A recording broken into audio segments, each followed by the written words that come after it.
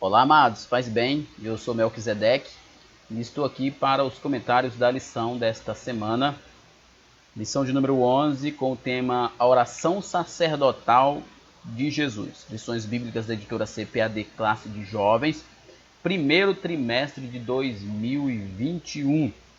Como você sabe, nós estamos estudando sobre oração e a lição de hoje nós iremos estudar sobre a oração sacerdotal de Jesus que está no Evangelho segundo escreveu João no capítulo 17.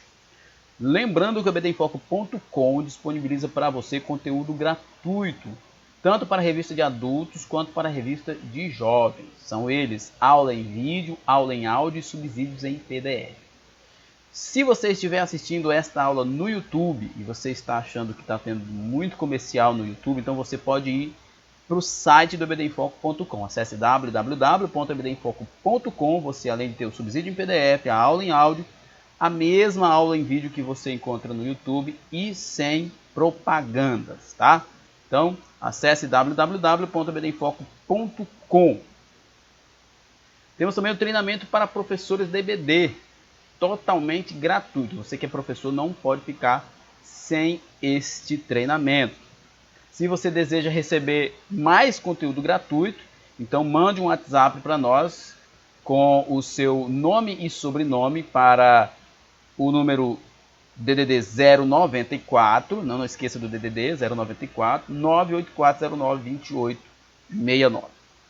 E o conteúdo prêmio, tanto da revista de adulto quanto da revista de jovens, que são os slides em PowerPoint, os cursos baseados no tema da lição, que no caso do curso baseado no tema da lição de adultos é sobre o pentecostalismo, e o curso da revista ou da lição de jovens é sobre oração. Além dos estudos em PDF, que você pode baixar para ministrar em cultos de ensino ou mesmo em mensagens evangelísticas, onde você vai aprender muito mais. Então, você é assinante do obedemfoco.com, você já tem esse conteúdo. Se você está chegando agora, acesse www.obedemfoco.com, seja assinante do obedemfoco.com e tenha acesso a todo esse conteúdo prêmio. Muito bem, vamos lá, continuando aqui no nosso comentário. O texto do dia, Evangelho segundo escreveu João, capítulo 17, verso 6, diz: Manifestei o teu nome aos homens, que do mundo me deste, eram teus, e tu nos destes, e guardaram a tua palavra. Né? Verso 6 aqui do capítulo 17, é um trecho da oração sacerdotal de Jesus. A oração sacerdotal, por que oração sacerdotal? Porque é uma oração intercessória.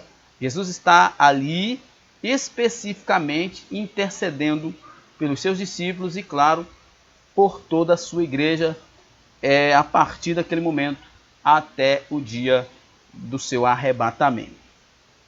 A oração sacerdotal de Jesus nos permite sentir o quão profundo é o amor de Cristo por sua igreja. Jesus, quando estava ali fazendo a oração sacerdotal, nos ensinando a orar uns pelos outros, ele estava ali expressando o seu amor para com a sua igreja, onde ele pede ao Pai. Tem um texto que é muito marcante nessa oração, que ele diz: não peço que os tire do mundo, mas que os livre do mal, que os proteja dos males deste mundo. E sabendo, né, aqui Jesus está nos ensinando que nós temos uma grande missão nesse mundo e que Deus cuida de nós por causa da obra de Cristo, para que nós possamos passar a nossa vida ileso e então fazer a obra do Senhor.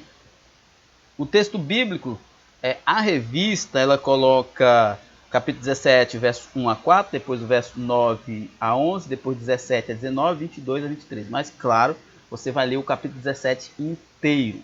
Leia todo o capítulo 17 e aprenda com a grandeza desta oração sacerdotal, a oração intercessória de Jesus por seus discípulos e por sua igreja. Introdução. Estudaremos essa semana uma oração muito especial realizada por Jesus, a oração sacerdotal. Próximo do momento de sua prisão, essa oração propõe uma síntese das questões que envolvem a missão dos cristãos na terra, o processo de santificação, a vontade de Deus para com a sua igreja e as necessidades dos crentes para com o Pai, para com Deus. Então, dentro do conteúdo da oração, olha que grandeza dessa oração. Jesus, dentro dessa oração, quando ele ora ao Pai, ele está fazendo referência à missão da igreja, ao processo de santificação de cada crente, à vontade de Deus para com a igreja e à vontade de Deus para com as nossas necessidades, né? Ou as nossas necessidades em relação a Deus.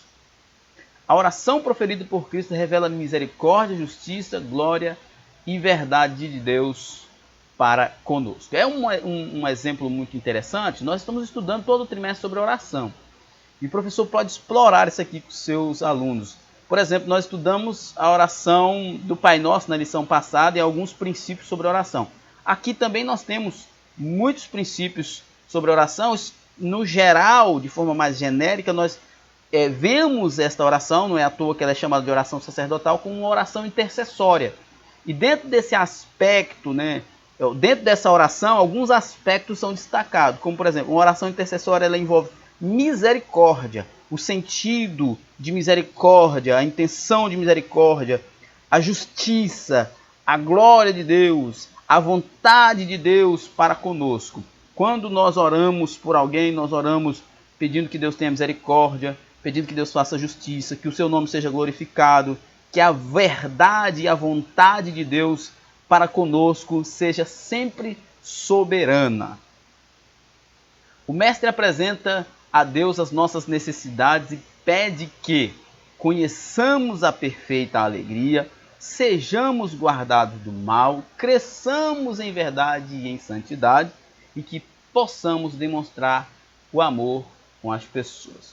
Olha só, são quatro aspectos aqui que são importantes. Jesus ora, eu acho isso aqui fantástico, Jesus ora pedindo ao Pai que nós tenhamos alegria em servir.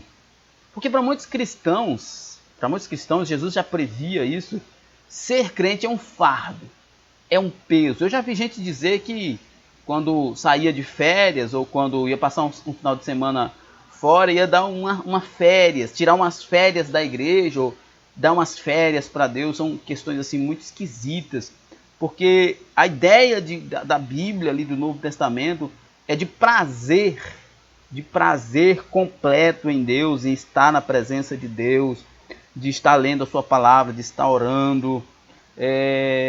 Conheçamos a perfeita alegria. Essa alegria vem de Cristo, né? Só Cristo para nos dar essa alegria. Segundo, sejamos guardados do mal. Todos nós queremos ser guardados do mal. E aí o terceiro é uma questão importante, diz, cresçamos em verdade e em santidade. Todos nós queremos ser guardados do mal, mas nem sempre queremos viver em verdade e em santidade. E muito menos demonstrar amor para com as pessoas, que é uma evidência da operação da vontade de Deus em nossas vidas. Essa oração, que faz parte de um momento tão intenso da vida de Jesus e de seus discípulos, intenso porque era a véspera da sua crucificação, nos permite um alento e um refrigério diante de tantos desafios que enfrentamos no mundo e nos lembra de que em Deus somos mais do que vencedores, né?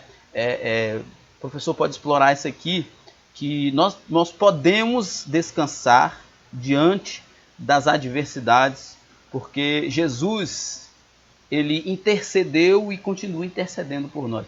Essa oração de Jesus intercedendo por nós é um retrato do seu ministério como nosso mediador, como nosso intercessor que intercede por nós. Ele intercedeu nesse dia e ele continua intercedendo por nós. Primeiro tópico, é chegada a hora, em fervente oração. Jesus, momentos antes de sua prisão, dirige a Deus essa oração que é um modelo de como devemos orar por aqueles que estão sob nossa responsabilidade, né? Por isso é uma oração sacerdotal, uma oração pastoral, né?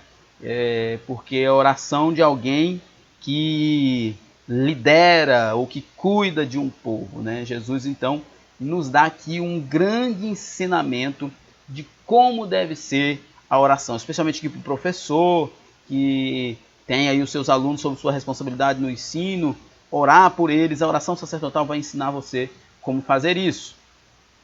Desde um pastor que ora por suas ovelhas, né? Um líder que ora pelos seus jovens, um professor de escola bíblica que ora para os seus alunos, até um pai que ora para os seus filhos, óbvio, né? Porque o pai também é sacerdote do lar, é pastor do lar, e ele tem que assumir essa responsabilidade.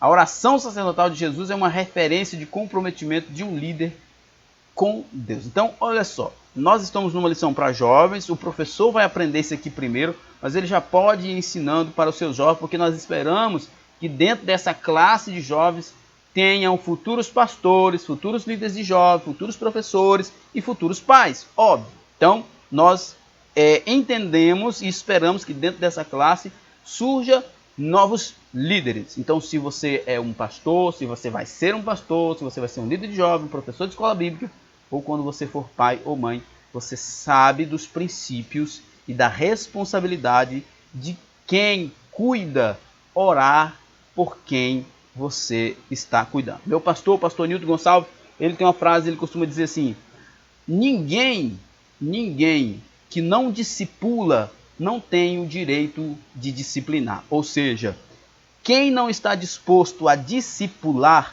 não tem o direito de corrigir. Se você é um líder e você acha que tem autoridade para corrigir alguém, então primeiro você tem que interceder por ele, cuidar dele, você tem que acompanhar ele para você ter o direito de exercer autoridade sobre ele. Entre os objetivos das nossas orações por aqueles que estão sobre as nossas responsabilidades estão os anseios para que conheçam profundamente a Jesus Cristo e a sua palavra. Jesus orou para que nós conhecêssemos a Deus, que sejam preservados por Deus das influências mundanas. Jesus orou para que nós, eu disse no início que é uma oração muito forte, uma frase muito forte, que ele diz: não peço que tire do mundo, mas que os livre do mal. Jesus orou para que nós gozemos da verdadeira alegria em Cristo. Nós devemos orar também pelos nossos liderados e por aquelas pessoas que nós cuidamos, que em seus pensamentos e ações reflitam a Jesus, que busquem a unidade no Senhor, que anunciem o reino de Deus, que sejam perseverantes na fé e que com Cristo permaneçam no amor e na presença do Pai. Olha só que aspectos interessantes que você pode agregar na sua oração. Que conheçam profundamente a Cristo, você pode orar para que sua família, seus liderados conheçam profundamente a Cristo, que sejam preservados das influências do mundo, que gozem da verdadeira alegria em Cristo, que em seus pensamentos e ações eles se assemelhem a Cristo, que busquem a unidade no Senhor, que anunciem o reino, que sejam perseverantes e que com Cristo permaneçam no amor e na presença do Pai. São aspectos que vão agregar a sua oração. Você pode orar por alguém baseado nesses valores, nesses princípios aqui. A oração sacerdotal é um marco no ministério de Cristo, pois nos permite perceber o cuidado do Mestre para com a grande amplitude dos desafios que seriam enfrentados pela sua igreja. Antes da sua morte, preparando-se para a cruz, Jesus já está ali intercedendo pelo seu povo, não só pelos seus discípulos, mas por toda a igreja, pós-discípulos, né? Jesus já intercedendo porque ele sabia dos desafios que a igreja iria enfrentar. Então, isso nos leva a crer que Deus não nos deixa só porque Jesus orou por nós. Podemos observar que a vida de oração sempre foi uma constante no ministério de Jesus. Veja o quão frequente essa prática era registrada. No batismo ele orou, de madrugada ele orava, no monte ele orava, frequentemente orava no monte. Antes de escolher os 12 discípulos ele orou. Na transfiguração também ele orou. E no Getsêmani foi o momento mais dramático da sua oração, ele também orou. Jesus orou no momento de escolher seus discípulos, Jesus orou no momento que foi batizado, Jesus orou sozinho com o Pai na madrugada, Jesus orou no momento de glória e Jesus orou no momento de dificuldade.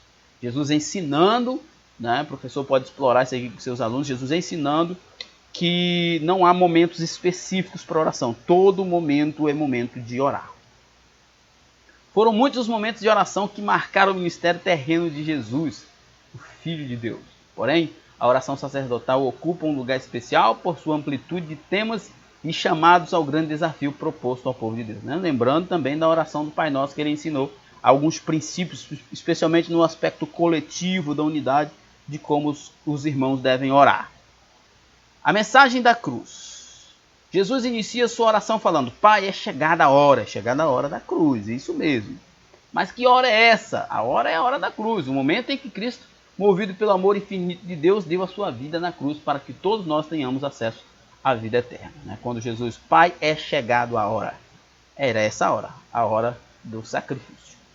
Foi um ato movido por um amor que nós jamais poderemos imaginar, mas que conseguimos senti-lo, nos transformando, nos envolvendo e nos direcionando a seguir a Cristo em todos os momentos de nossa vida. Esse é o amor de Deus.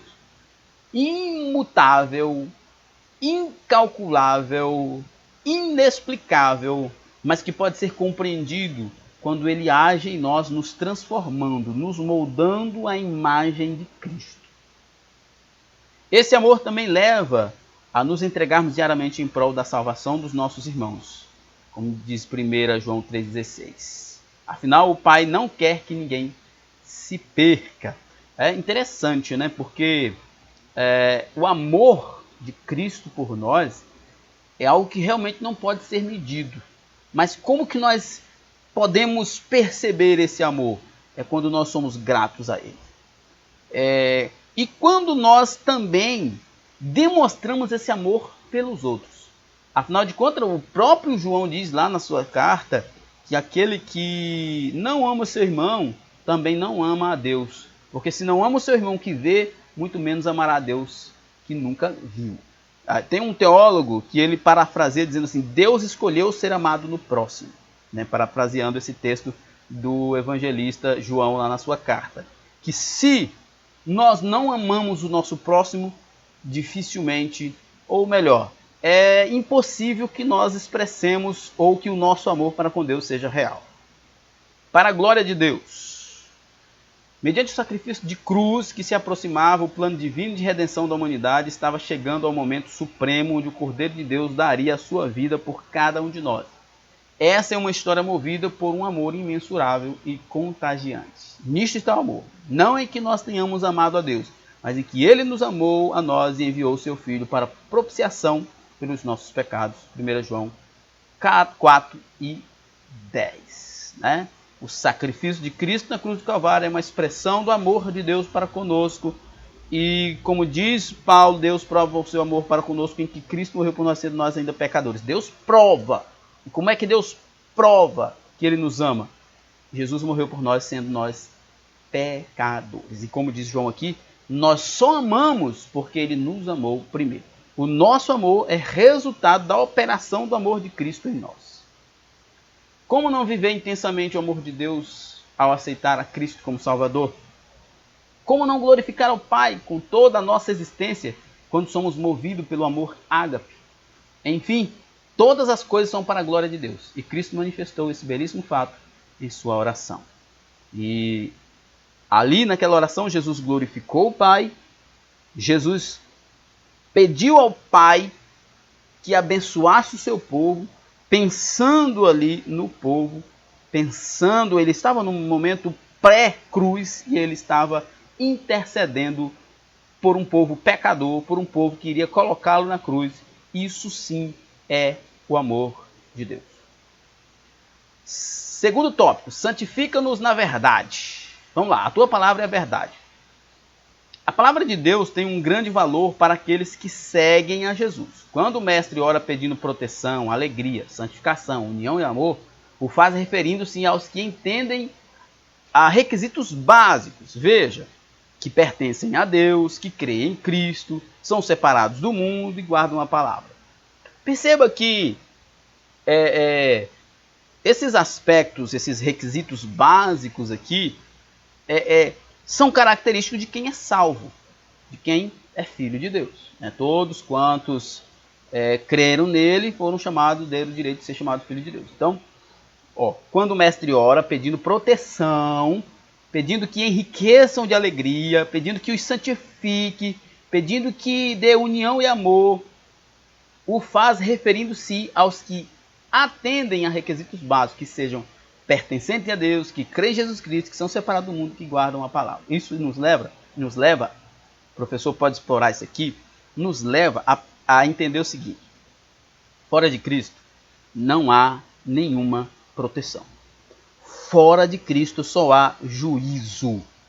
Não pense que fora de Cristo você tem segurança. Fora de Cristo só há juízo. A ira de Deus está sobre aqueles que são filhos da desobediência. A ira de Deus está sobre aqueles que não estão em Cristo. A ira de Deus foi derramada sobre Cristo na cruz, para que os que estejam em Cristo agora estejam fora da ira de Deus. Mas aqueles que não estão em Cristo estão debaixo da ira de Deus. Diante desses requisitos, o guardar a palavra tem um significado especial, pois à medida em que as palavras de vida penetram no coração e na mente do cristão, ele se torna pertencente a Deus. Crer em Jesus Cristo, crer vem pelo ouvir da palavra de Deus, torna-se separado do mundo, porque é purificado, né, lavado, e tem ainda mais sede pelas verdades eternas contidas na palavra viva, né? A palavra de Deus, o evangelho, é o meio pelo qual Deus escolheu para que nós aprendamos sobre ele, conheçamos a sua salvação, conheçamos o plano da redenção. É através da sua palavra que nós conhecemos a Deus, que nós aprendemos como servir a Deus, como agradar a Deus e ter vida boa. Por isso, professor, explore isso com seus alunos. Sejam dedicados na leitura e na meditação na palavra de Deus. Isso é importantíssimo para a sua vida cristã. As pessoas falam, e assim é um ditado popular, mas muito verdadeiro. Deus fez o homem e deu ao homem o manual, né, do usuário, vamos dizer assim, que é a Bíblia. A Bíblia é o manual de Deus para que nós pudéssemos ter vida boa, seguindo a sua vontade, fazendo a tua vontade, crendo em Cristo e amando a Deus. Que os livre do mal. Jesus, durante essa oração especial, pede ao Pai que livre os seus filhos do mal. O amor de Cristo o impeliu a interceder por cada um que teria que enfrentar os desafios que se levantariam ao longo de toda a história da igreja na Terra, desde os momentos seguintes à sua crucificação até os dias finais. Ou seja, os filhos de Deus, aqueles por quem Cristo orou, que são todos aqueles que aceitaram a Jesus de verdade, não é só porque pertencem a uma denominação. Estes que são verdadeiros crentes, salvos em Cristo Jesus, estão guardados. Jesus pediu para que Deus guardasse eles naquele momento, que viria grande perseguição, mas pediu também que guardassem toda a história humana enquanto o fim não chegar.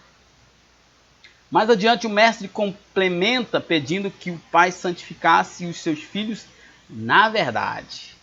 É na santificação que acontece o processo de afastamento das influências malignas do mundo e uma aproximação com Deus. Interessante, né? O teólogo Vincent Chang, ele diz assim, que na santificação nós temos pelo menos dois processos importantes, mas traumáticos. O primeiro processo é esquecer o pecado, porque os nossos membros estão treinados a pecar, acostumados a pecar. Então, passamos por um processo de esquecimento da prática do pecado. E, né, na sequência, que alguns teólogos chamam isso de aspecto positivo e negativo, o esquecimento do pecado é o aspecto negativo e o aspecto positivo é aprender a fazer a vontade de Deus. Enquanto quando nós éramos pecadores, nossos membros estavam treinados a pecar, agora com a salvação, na santificação, nós somos treinados a agradar a Deus, a servir a Deus. Quando os crentes buscam a santificação na palavra, que é a verdade de Deus, passam a viver um maravilhoso processo de constante santificação, onde o mundo perde o significado e não mais consegue imperar sobre as vidas. Olha que maravilha! A palavra de Deus nos lava, a palavra de Deus nos ilumina, a palavra de Deus nos santifica.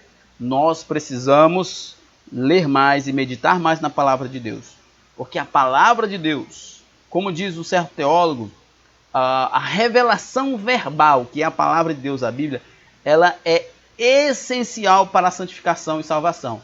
Sem essa palavra verbal revelada, o processo de salvação não seria conhecido.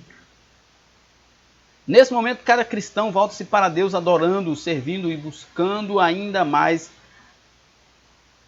da sua presença divina. Deus nos livra do mal na medida que nos aproximemos dele. É isso que Tiago diz: chegai-vos a Deus e ele chegará a vós. Jeremias diz, lá o Senhor falando através de Jeremias, é o vosso pecado que faz separação entre mim e vós, né? Ou seja, são os nossos pecados que nos separam de Deus. Então, à medida que nós pecamos, mais distante de Deus nós vamos ficando, porque Deus não tem comunhão com o pecado. Mas à medida que nós vamos buscando a Deus e pedindo a Ele que vá nos libertando das práticas pecaminosas, nós vamos nos aproximando mais de Deus e experimentando mais do gozo de estar em sua presença. Assim como a proximidade de uma lareira nos esquenta e extingue o gélido ar do inverno, quando nos aproximamos de Deus e permitimos que o Espírito Santo conduza os nossos passos, as forças mundanas se afastam e perdem o seu domínio sobre o homem. Lembra daquela parábola lá dos dois lobos, né?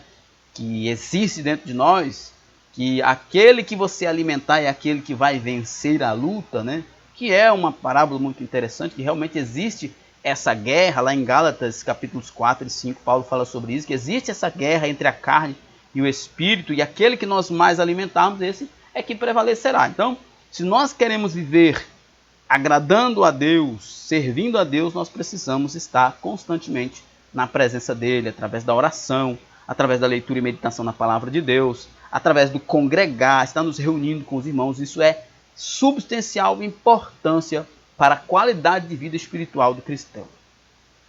Para que todos sejam unidade. Eu acho isso sempre muito maravilhoso.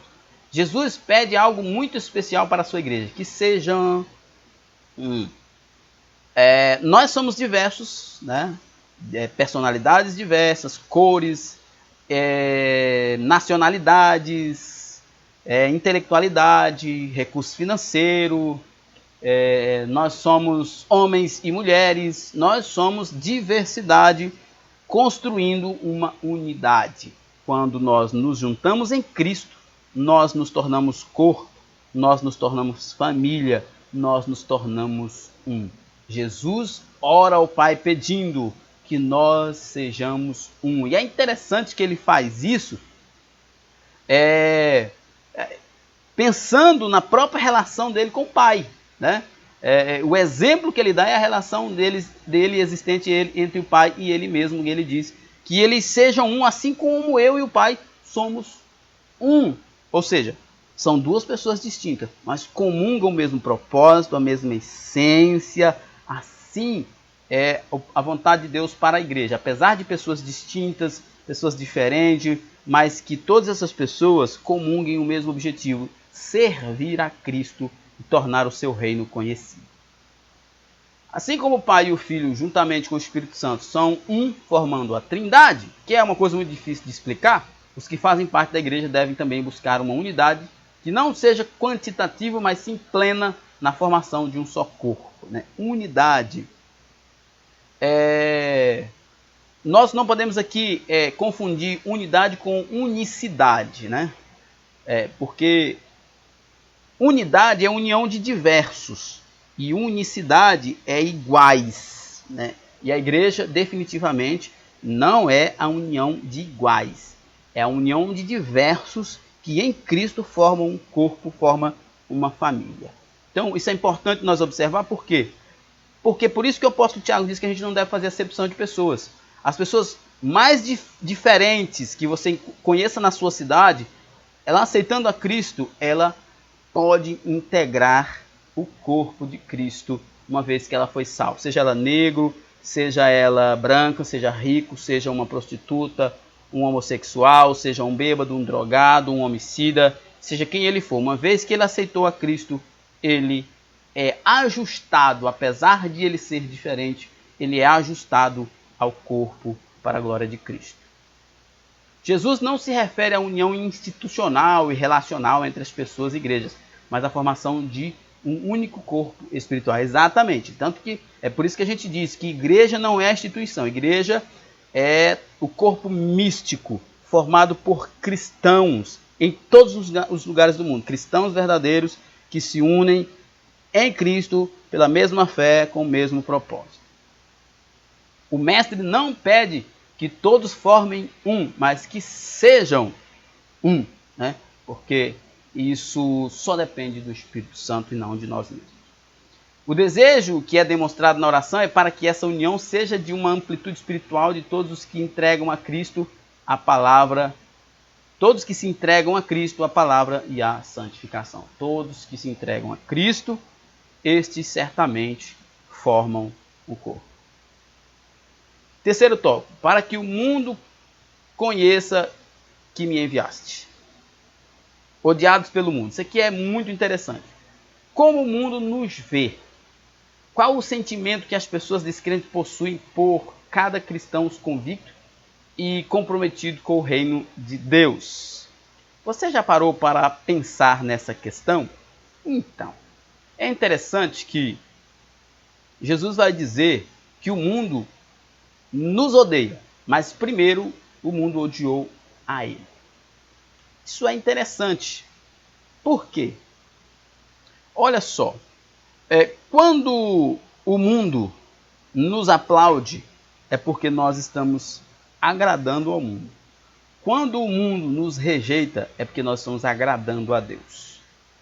Charles Spurgeon dizia que aquele que espera o aplauso do mundo deve aguardar a rejeição de Deus. Por quê? O apóstolo João diz, quem é amigo do mundo torna-se inimigo de Deus. Em que sentido?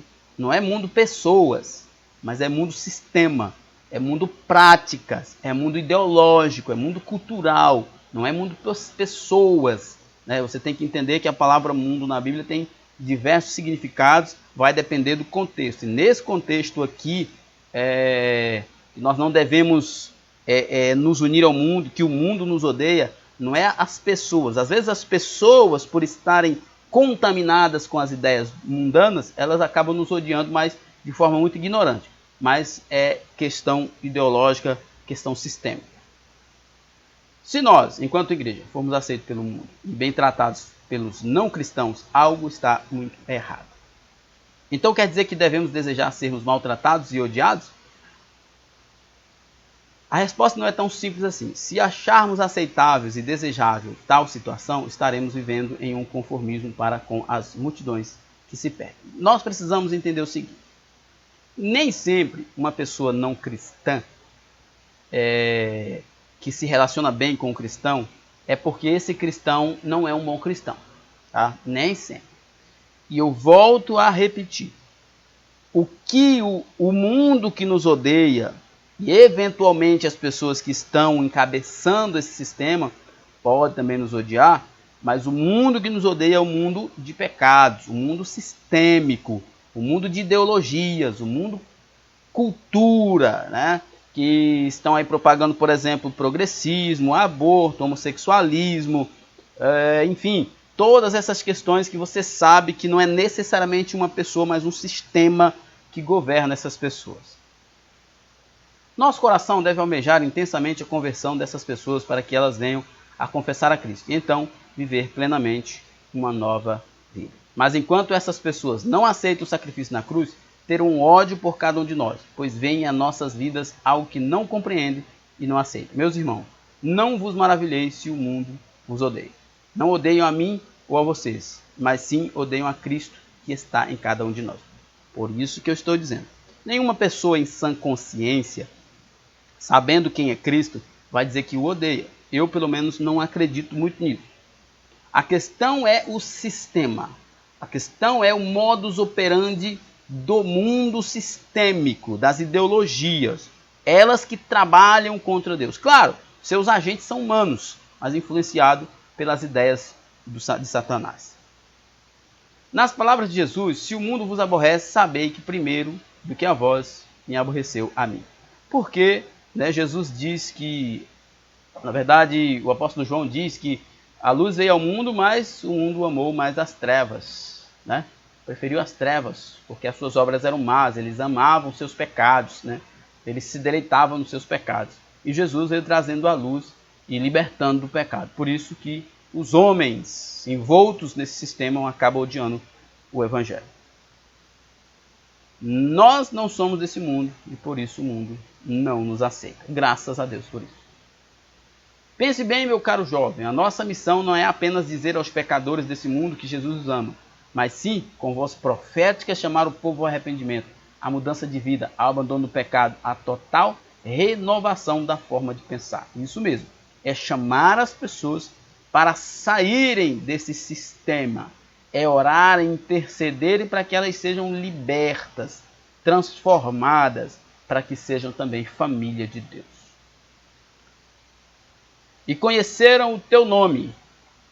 Foi através da obra de Cristo que o nome de Deus foi sendo conhecido pelos homens que estavam sendo alvos da intercessão naquele momento, através da obra de Cristo, né, da crucificação. A palavra de Deus alcança as vidas e as transforma.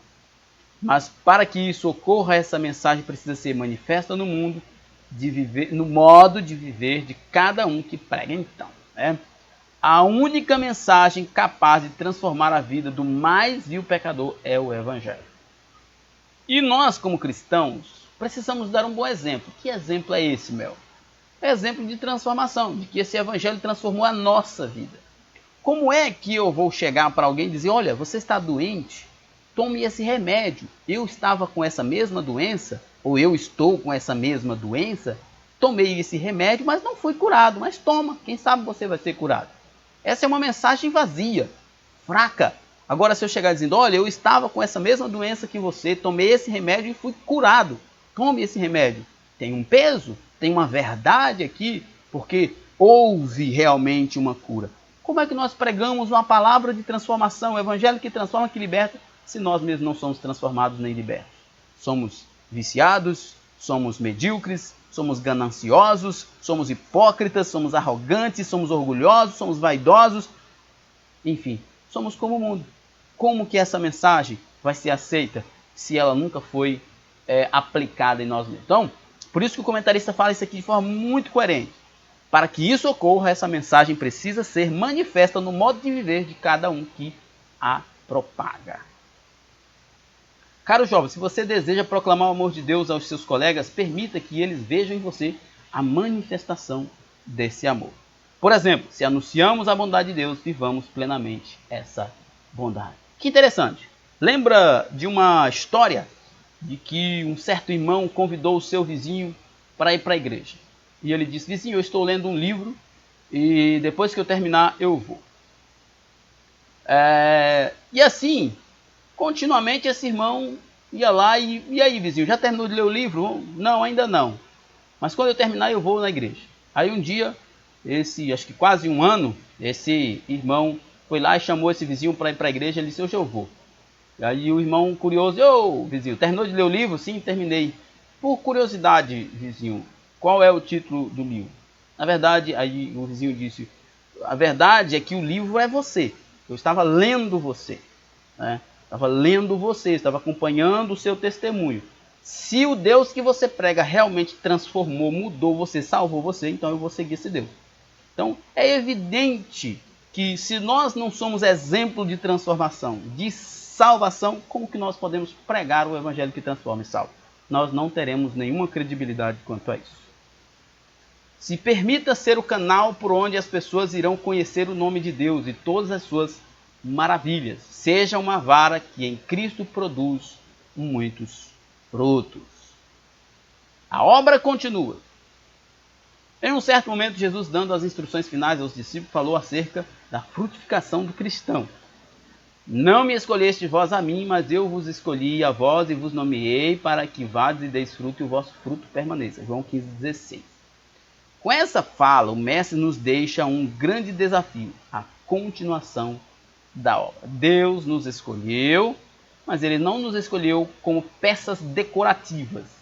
Ele nos escolheu como plantas frutíferas, que vai cada dia produzir mais frutos. É inadmissível que um cristão permaneça tantos anos como cristão e ele não seja uma árvore frutífera. Em breve, o plano de redenção estaria consumado, o sacrifício de Cristo seria realizado e uma nova vida seria possível a todos os que crescem. Mas, para que todos os homens pudessem aceitar a salvação em Cristo Jesus, se faria necessário anunciar as boas novas. Como eu disse lá no início, que a revelação verbal da Bíblia, sem ela, os homens não conheceriam a salvação. Nós somos chamados a viver a continuação da história da igreja. Somos escolhidos por Cristo para dar frutos e frutos que permaneçam, frutos que sejam sólidos, coerentes, consistentes. A obra continua e cada um de nós, jovens, somos convocados pelo Mestre amado a anunciar a todos que há uma esperança. Há uma esperança. Diga sim ao seu chamado, jovem. Diga para o seu vizinho, diga para o seu amigo, compartilhe com os seus colegas que há uma esperança para aqueles que estão na presença de Cristo. Conclusão. Na oração sacerdotal, Jesus intercede por si mesmo, por seus discípulos e pelos crentes que viriam a se converter em tempos futuros. É um dos momentos mais difíceis em seu ministério na terra. O sacrifício da cruz se aproximava, a prisão estava a poucos momentos de ocorrer e o mestre tinha ainda alguns minutos para buscar com ardor as forças que seriam necessárias para tal desafio. São palavras que nos dão ânimo e nos fortalecem até os dias atuais. Obrigado, Jesus. Jesus orou por nós e esta oração continua a ecoar no trono da graça de Deus. Ele intercede por nós e ainda intercede. Ele intercedeu e ainda intercede. Amém? Muito bem, que Deus em Cristo nos abençoe e até a próxima. Paz e bem a todos.